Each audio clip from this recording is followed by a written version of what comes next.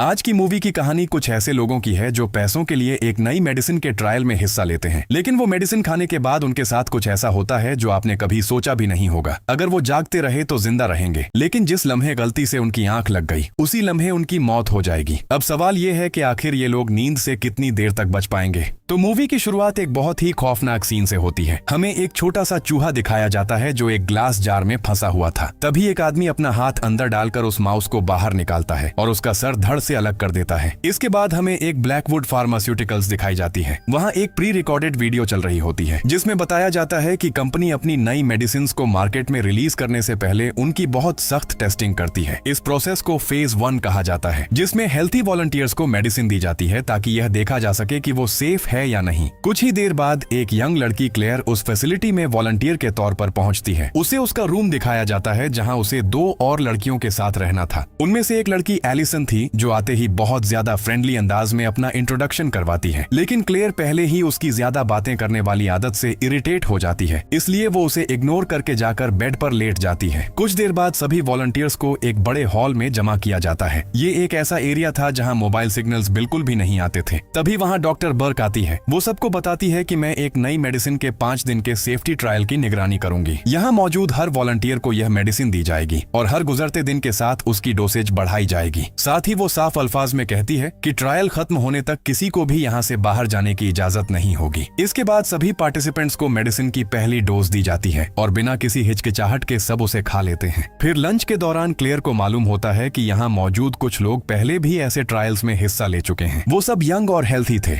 और उन्हें पैसों की बहुत ज्यादा जरूरत थी। उन्हीं में एक लड़की वनेसा भी थी जो सबसे अलग रहती थी, न किसी से बात करती थी और न ही किसी चीज में दिलचस्पी लेती थी। इसके बाद पूरा दिन मुख्तलिफ मेडिकल टेस्ट्स में गुजर जाता है, जिसकी वजह से सब लोग बुरी तरह थक जाते हैं। रात को क्लेयर सोने की कोशिश करती है, लेकिन एलिसन लगातार बातें करती रहती है, जिसकी वजह से वो सो नहीं पाती। कुछ देर बाद मेडिसिन के साइड इफेक्ट्स जाहिर होना शुरू हो जाते हैं। क्लेयर फौरन बाथरूम की तरफ भागती है और वहाँ जाकर उसे जोर जोर से वॉमिट होने लगती है। वहीं उसकी मुलाकात एक और वॉलंटियर अमीर से होती है। अमीर एक मेडिकल स्टूडेंट था और बाकी लोगों की तरह वो यहाँ सिर्फ पैसों के लिए नहीं आया था। वो उम्मीद कर रहा था कि शायद इस ट्रायल में हिस्सा लेने की वजह से उसे फ्यूचर में ब्लैकवुड फार्मास्यूटिकल्स में इंटर्नशिप मिल जाए। उसी रात क्लेयर की आंखों में बिल्कुल भी नींद नहीं आती। वो नोटिस करती है कि उसकी दोनों रूममेट्स के बेड्स खाली पड़े थे। परेशान होकर वो कॉमन रूम में जाती है, जहाँ वो देखती है कि सारे 6 के 6 वॉलंटियर्स भी जाग रहे थे। उनमें से कोई भी सो नहीं पाया था और सबका मानना था कि इसकी वजह यही मेडिसिन है। अगली सुबह डॉक्टर बर्क उन सबका चेकअप करती है और इस मसले को सिर्फ मामूली सी इंसोम्निया करार देकर इग्नोर कर देती है। लेकिन वक्त गुजरता जाता है। 30 घंटे से ज्यादा वक्त हो चुका था और फिर भी कोई एक लम्हे के लिए भी नहीं सो पाया था। अब सभी वॉलंटियर्स अपना ज्यादातर वक्त हॉल में गुजारते थे, कभी गेम्स खेलते और कभी एक दूसरे से बातें करके खुद को बिजी रखने की कोशिश करते। दूसरी तरफ बंद कमरे में डॉक्टर बर्क अपने हेड से राब्ता करती है और उन्हें वार्निंग देती है कि इस मेडिसिन की वजह से पार्टिसिपेंट्स के ब्रेन में खतरनाक किस्म की इन्फ्लेमेशन हो रही है। वो ट्रायल को फौरन रोकने का मशवरा देती है, लेकिन उसकी बात को मुकम्मल तौर पर इग्नोर कर दिया जाता है। इसके बाद ट्रायल मजीद खतरनाक रुख इख्तियार कर लेता है। डॉक्टर बर्क सबको बताती है कि अब एक्सपेरिमेंट का मकसद बदल चुका है। अब हम ये टेस्ट करेंगे कि एक इंसान कितने दिनों तक बिना सोए जिंदा रह सकता है, यानी कि अब आप लोगों को जागे रहना है और सोना बिल्कुल नहीं। ये सुनकर सब लोग परेशान हो जाते हैं, खास तौर पर अमीर, जो फौरन डॉक्टर बर्क से इस बारे में सवाल करता है, लेकिन वो उसकी बात को इग्नोर कर देती है। अगली सुबह वो अनाउंस करती है कि आज मेडिसिन की डोसेज पहले से ज्यादा होगी। ये सुनकर सारे वॉलंटियर्स परेशान हो जाते हैं, क्योंकि वो पहले ही अपनी हेल्थ को लेकर परेशान थे और अब यह बात उनके लिए नाकाबिले बर्दाश्त थी, इसलिए वो मेडिसिन लेने से इनकार कर देते हैं। तभी डॉक्टर बर्क उन्हें एक ऑफर देती है। वो कहती है कि जो भी ट्रायल खत्म होने तक यहाँ रुकेगा उसे मजीद $30,000 दिए जाएंगे। अब पैसों का सुनकर सब खुशी खुशी वो मेडिसिन लेने पर अग्री हो जाते हैं। उसी रात सब लोग म्यूजिक चलाते हैं और $30,000 मिलने की खुशी में डांस करना शुरू कर देते हैं, लेकिन चंद ही मिनटों बाद उनकी सारी एनर्जी खत्म हो जाती है। उनकी यह हालत देखकर डॉक्टर बर्क एक बार फिर अपने हेड से ट्रायल खत्म करने की रिक्वेस्ट करती है, मगर वो फिर भी इनकार कर देते हैं, क्योंकि वो सिर्फ जल्द से जल्द रिजल्ट चाहते थे। इसलिए वो उसे ऑर्डर देते हैं कि ट्रायल जारी रखो और मेडिसिन की डोसेज मजीद बढ़ा दो। उधर वॉलंटियर्स वक्त गुजारने के लिए आपस में बातें करते हैं कि इतने सारे पैसे मिलने के बाद वो क्या क्या करेंगे। हमेशा खुश रहने वाली एलिसन सबको सजेस्ट करती है कि ट्रायल खत्म होने के बाद भी वो सब दोस्त बनकर रहेंगे, लेकिन क्लेयर इरिटेट होकर उससे पूछती है कि क्या तुम्हारे वैसे भी कोई फ्रेंड्स हैं। क्लेयर की यह बात एलिसन के दिल पर बहुत गहरा असर डालती है और वो दुखी होकर वहाँ से चली जाती है। उधर अमीर इत्तेफाक से डॉक्टर बर्क और उसके हेड की सारी कॉन्वर्सेशन सुन लेता है। जैसे ही डॉक्टर बर्क वहाँ से जाती है, अमीर चुपके से उसके ऑफिस में एंटर हो जाता है और जल्दी से डॉक्टर बर्क का कंप्यूटर चलाता है और वहाँ जो कुछ देखता है उसे देखकर उसके होश उड़ जाते हैं। उसे मालूम होता है कि ट्रायल में शामिल हर पार्टिसिपेंट के ब्रेन में खतरनाक हद तक इन्फ्लेमेशन हो चुकी है। उसे अंदाजा हो जाता है कि ब्लैकवुड फार्मास्यूटिकल्स इस सारी हकीकत को छुपा रही है, इसीलिए वो सारी फाइल्स अपनी पेन ड्राइव में डाउनलोड कर लेता है ताकि अगर वो यहाँ से जिंदा निकल गया तो कंपनी की हकीकत दुनिया के सामने ला सके। दूसरी तरफ मेन हॉल में क्लेयर देखती है कि एलिसन अकेली बैठी हुई थी। उसे अपनी बात पर पछतावा होने लगता है, इसलिए वो उससे माफी मांगने जाती है। लेकिन इससे पहले कि वो कुछ कह पाती, अचानक एलिसन के जिस्म को बहुत खतरनाक सीजर्स आने लगते हैं। उसका पूरा जिस्म बुरी तरह तड़पने लगता है और चंद ही सेकंड्स में वो वहीं मर जाती है। यह देखकर डॉक्टर बर्क फौरन वहां पहुंचती है और बुरी तरह शॉक में आ जाती है। लेकिन इससे पहले कि बाकी लोग एलिसन की मौत को समझ भी पाते, अचानक पूरी फैसिलिटी में अलार्म बजने लगता है। एक 30 सेकंड्स का काउंटडाउन शुरू हो जाता है और लॉकडाउन एक्टिवेट होने लगता है। यहाँ डॉक्टर बर्क फौरन एग्जिट की तरफ भागती है, लेकिन डोर्स बंद हो जाते हैं और वो उनके बीच में फंस जाती है। बाकी पार्टिसिपेंट्स पूरी कोशिश करते हैं कि उसे बाहर निकाल सकें, लेकिन तब तक बहुत देर हो चुकी थी। मरने से पहले वो सिर्फ इतना कहती है, आई एम सॉरी। जैसे ही वो मरती है, काउंटडाउन दोबारा रीसेट हो जाता है और अब 24 घंटे का काउंटडाउन शुरू हो जाता है। अब वो सब इस फैसिलिटी में कैद हो चुके थे और काउंटडाउन खत्म होने से पहले कोई भी बाहर नहीं जा सकता था। इसके बाद अमीर सबको पूरी हकीकत बता देता है। वो कहता है कि अगर हम में से कोई भी एक लम्हे के लिए भी सो गया तो वो फौरन मर जाएगा, क्योंकि हमारे ब्रेन की इन्फ्लेमेशन अब इंतहाई खतरनाक लेवल पर पहुंच चुकी है। ये सुनकर सब बुरी तरह घबरा जाते हैं। एक पार्टिसिपेंट तो गुस्से में आकर अमीर पर हमला करने वाला होता है, लेकिन अमीर उसे समझाता है कि अगर तुम बाकी बचे 24 घंटे तक जागते रहे तो लॉकडाउन हटने के बाद हमारा इलाज किया जा सकता है और हम जिंदा बच जाएंगे। जब लोग उससे पूछते हैं कि लॉकडाउन किसने एक्टिवेट किया है, तो अमीर कहता है कि मुझे नहीं पता, शायद डॉक्टर बर्क ने ही ऐसा किया था ताकि हम सब महफूज रह सकें। इसके बाद वो सबको 5-5 ड्रग्स के पाउचेस देता है और बताता है कि यही हमारे जागते रहने की आखिरी उम्मीद है। साथ ही वो वार्निंग देता है कि कॉफी या किसी भी दूसरी चीज का इस्तेमाल न करें, क्योंकि इससे हमारे ब्रेन को मजीद नुकसान पहुंचेगा। अब सब लोग हर मुमकिन कोशिश करते हैं कि जागते रहें। उन्हें सोए हुए 4 दिन से भी ज्यादा वक्त गुजर चुका था। कोई पुशअप्स कर रहा था तो कोई अपना व्लॉग रिकॉर्ड कर रहा था ताकि अगर वो जिंदा बच गए तो शायद फेमस हो जाए। इसी दौरान अमीर क्लेयर के ब्रेन का स्कैन करता है। स्कैन देखते ही वो बुरी तरह खौफजदा हो जाता है, लेकिन वो किसी को भी इसका रिजल्ट नहीं बताता। आहिस्ता आहिस्ता सारे पार्टिसिपेंट्स की हालत बिगड़ने लगती है। एक आदमी जिसका नाम रे था अपनी सारी ड्रग्स खत्म कर देता है और बाकी लोगों से मदद मांगने लगता है, लेकिन कोई भी उसकी मदद नहीं करता। यहाँ तक कि हमेशा खामोश रहने वाली वनेसा भी उस पर चीखने लगती है। दूसरी तरफ अमीर लैब में बड़ी मेहनत से क्यूर ढूंढने की कोशिश करता हुआ नजर आता है, लेकिन असल में वो शदीद हेलुसिनेशंस का शिकार हो चुका था। कुछ देर बाद क्लेयर एक दीवार को घूरते हुए बिल्कुल खो जाती है। उसकी आंखें आहिस्ता आहिस्ता बंद होने लगती हैं, लेकिन एन वक्त पर एक लड़का आकर उसे जगा देता है। बाकी लोगों के मुकाबले वो लड़का काफी मजबूत नजर आ रहा था। वो कहता है कि मैं लगातार एक्सरसाइज कर रहा हूँ ताकि जागता रह सकूं। लेकिन कुछ देर बाद बाथरूम में उसके साथ एक अजीब वाकया पेश आता है। वो सीटी बजा रहा होता है कि अचानक कोई और भी उसे जवाब में सीटी बजाता है। हालांकि वहाँ उसके अलावा कोई भी मौजूद नहीं था। वो टोंटी खोलता है मगर पानी की आवाज नहीं आती। जैसे ही वो टोंटी बंद करता है तब उसे पानी की आवाज सुनाई देती है। इसके बाद वो मिरर पर नॉक करता है, लेकिन आवाज कुछ देर बाद वापस आती है। ये सब देखकर वो लड़का बुरी तरह घबरा जाता है और हॉलवे की तरफ भागता है। वहाँ फिर से उसे वही सीटी की आवाज सुनाई देती है जो पूरे खाली कॉरिडोर में गूंज रही थी। वो अकेला ही उस आवाज के पीछे चल पड़ता है। एक जगह पर उसे लगता है कि फैसिलिटी का फ्रंट डोर खुल गया है। इस धोखे में आकर वो लड़का उस डोर से बाहर कदम रख देता है, लेकिन सामने मुकम्मल अंधेरा था। कुछ ही देर बाद बाकी लोग उसे फ्लोर पर मरा हुआ पाते हैं। दरअसल उसे भी हेलुसिनेशन हो रहे थे और वो एक लम्हे के लिए सो गया था, जिसकी वजह से उसकी डेथ हो गई। उसकी मौत से सब लोग टूट जाते हैं, लेकिन उनके पास रोने का वक्त भी नहीं था। तभी क्लेयर एक प्लान बनाती है। वो कहती है कि हमारे पास अभी भी 15 घंटे बाकी हैं और अगर हमने कुछ न किया तो हम सब यहीं मर जाएंगे। इसके बाद सब मिलकर पूरी फैसिलिटी का मैप बनाते हैं और एक ऐसी वॉल तलाश करते हैं जो दिखने में कमजोर थी। फिर वो बारी बारी एक्स से उस वॉल पर वार करना शुरू कर देते हैं ताकि वक्त खत्म होने से पहले यहाँ से निकल सकें। काफी देर की लगातार मेहनत के बाद वो आखिरकार वॉल तोड़ देते हैं, लेकिन अगले ही लम्हे उनकी सारी उम्मीदें टूट जाती हैं, क्योंकि उस वॉल के पीछे एक बहुत मोटी और मजबूत मेटल बैरियर मौजूद थी जिसे तोड़ना तकरीबन नामुमकिन था। लेकिन क्लेयर फिर भी हार मानने के लिए तैयार नहीं थी। वो लैब में जाती है जहाँ उसे अमीर बहुत परेशान और किसी गहरी सोच में डूबा हुआ नजर आता है। जब क्लेयर उससे पूछती है कि तुम्हें क्या हुआ है, तो अमीर खामोशी से एक लेटर उसके हाथ में थमा देता है। दरअसल वो एक कन्फेशन लेटर था। उस लेटर में अमीर सच बताता है कि असल में लॉकडाउन उसी ने ट्रिगर किया किया था। जब उसने ब्लैकवुड की सीक्रेट फाइल्स अपने कंप्यूटर में कॉपी की थी तो अनजाने में उसने फैसिलिटी के सिक्योरिटी सिस्टम को भी ब्रीच कर दिया था, जिसकी वजह से यह लॉकडाउन एक्टिवेट हो गया। अब अमीर बहुत ज्यादा गिल्टी महसूस कर रहा था। वो खुद को हर चीज का जिम्मेदार समझ रहा था और यहाँ तक कि उसने हार भी मान ली थी। वो यह भी सोचने लगा था कि अब वो खुद को सोने दे ताकि इस सब से छुटकारा पा जाए, लेकिन क्लेयर उसे ऐसा करने से रोक देती है। वो उसे समझाती है कि जो हो चुका वो अब बदल नहीं सकता,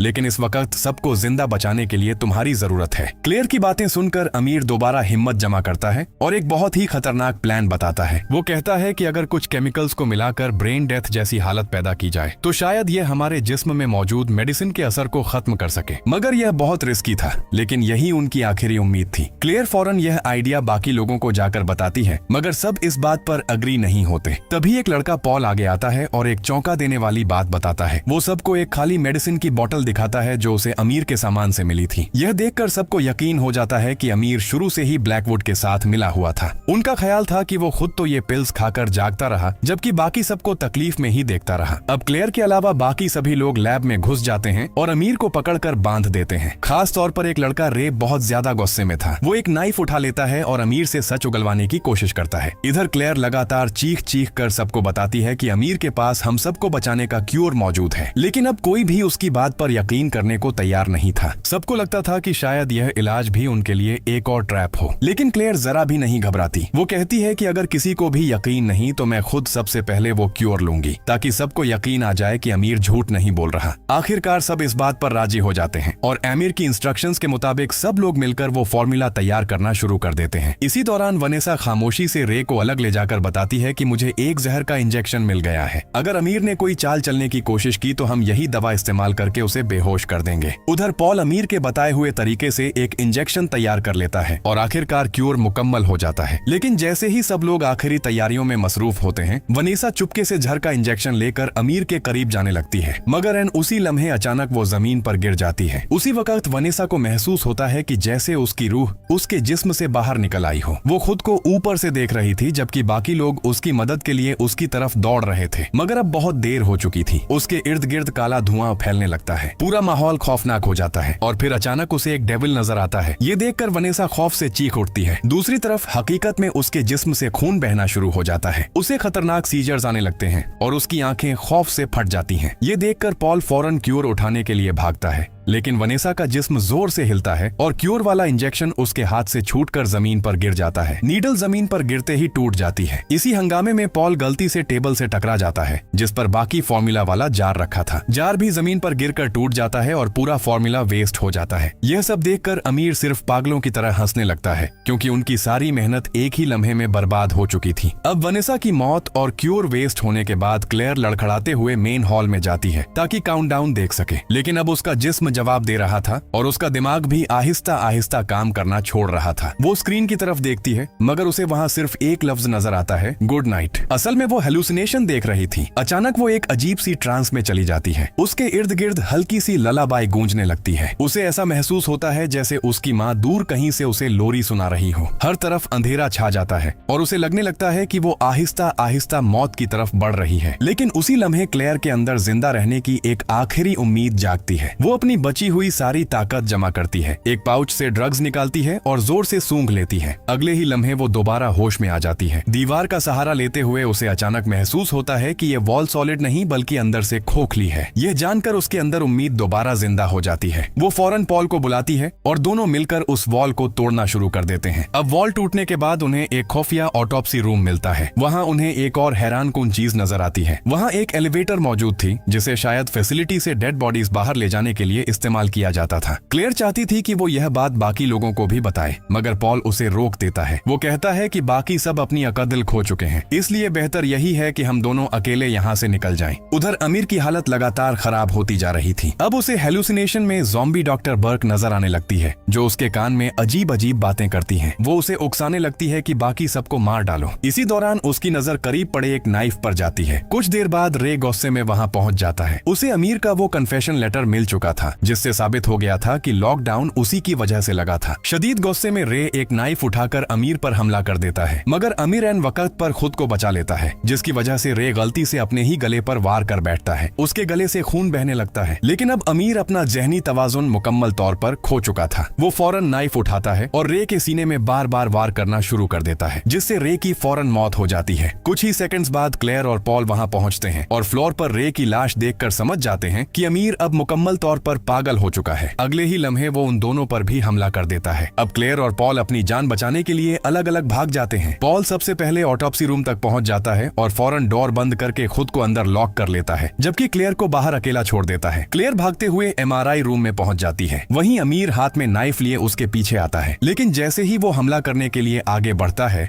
MRI मशीन का मैग्नेट उसके हाथ से नाइफ खींच लेता है। क्लेयर इसी मौके का फायदा उठाती है, उसे जोर से धक्का देती है और वहां से भाग निकलती है। उधर पॉल एलिवेटर में एंटर हो जाता है और खुशी खुशी अपना एक वीडियो रिकॉर्ड करने लगता है। वो कहता है कि अब इन मुश्किल हालात में से सिर्फ मैं ही जिंदा बचा हूँ, लेकिन उसकी खुशी ज्यादा देर कायम नहीं रहती। दरअसल वो एलिवेटर नहीं बल्कि एक इंसिनरेटर था, जहाँ डेड बॉडीज जलाई जाती थी। जैसे ही डोर्स बंद होते हैं, पॉल को हकीकत का एहसास हो जाता है, मगर अब बहुत देर हो चुकी थी। उसकी चीखें पूरे कमरे में गूंजती रहती हैं, जबकि आग उसे जिंदा जला देती है। दूसरी तरफ क्लेयर और अमीर दोनों जमीन पर गिर जाते हैं। अब उनके जिस्म में बिल्कुल भी ताकत नहीं बची थी और वो बेहोश होने के करीब थे। तभी अचानक एक आवाज आती है और आखिरकार लॉकडाउन खत्म हो जाता है और एग्जिट डोर खुद ब खुद खुल जाता है। अमीर बड़ी मुश्किल से खड़ा होता है और लड़खड़ाते हुए बाहर निकलने की कोशिश करता है, लेकिन जैसे ही वो फैसिलिटी से बाहर कदम रखता है, सामने कुछ गार्ड्स पहले से मौजूद थे। वो बिना कुछ सोचे वहीं अमीर को गोलियां मार देते हैं। क्लेयर दूर हॉलवे में खड़ी ये गन शॉट सुन लेती है। यह आवाज सुनते ही उसे हकीकत समझ आ जाती है। असल में ब्लैकवुड फार्मास्यूटिकल्स तमाम एविडेंस और सारे सर्वाइवर्स को खत्म कर रही थी, इसलिए क्लेयर फौरन खुद को छुपा लेती है। वो कॉरिडोर में जाती है जहां उसे बाकी सभी पार्टिसिपेंट्स की डेड बॉडीज बैग्स में बंद नजर आती हैं। जैसे ही गार्ड्स करीब आते हैं, क्लेयर अपने चेहरे पर खून लगा लेती है और एक खाली बॉडी बैग में जाकर लेट जाती है। उसकी यह ट्रिक कामयाब हो जाती है। वो लोग उसे भी मुर्दा समझकर बाकी लाशों के साथ वैन में रख देते हैं। कुछ ही देर बाद वैन वहां से रवाना हो जाती है, जबकि क्लेयर अभी भी उसके अंदर मौजूद थी। काफी देर बाद जब क्लेयर को होश आता है तो ड्राइवर उसे मिरर में देख लेता है। डर के मारे ड्राइवर वैन पर कंट्रोल खो बैठता है और वैन क्रैश हो जाती है। क्लेयर फौरन वैन का पिछला डोर खोलती है और बाहर निकल आती है। वो चलने की कोशिश करती है, लेकिन उसका जिस्म साथ नहीं देता और वो वहीं गिर जाती है। इसके बाद हमें कई महीनों बाद का सीन दिखाया जाता है, जहां क्लेयर एक हॉस्पिटल में कोमा की हालत में बेड पर लेटी हुई थी। इसी दौरान टीवी पर न्यूज चल रही होती है, जिसमें बताया जाता है कि ब्लैकवुड फार्मास्यूटिकल्स को सारे इल्जामात से बरी कर दिया गया है। पूरे वाकये का जिम्मेदार सिर्फ डॉक्टर बर्क को ठहरा दिया गया था। और तभी अचानक क्लेयर अपनी आंखें खोल देती है, यानी कि अब वो ब्लैकवुड फार्मास्यूटिकल्स से बदला लेगी, जिसने इतने लोगों की जान ली है। और बस इसी के साथ ये मूवी यहीं पर एंड हो जाती है। अगर मूवी एक्सप्लेनेशन पसंद आई है तो वीडियो को लाइक और चैनल को सब्सक्राइब कर दें। Thanks for watching.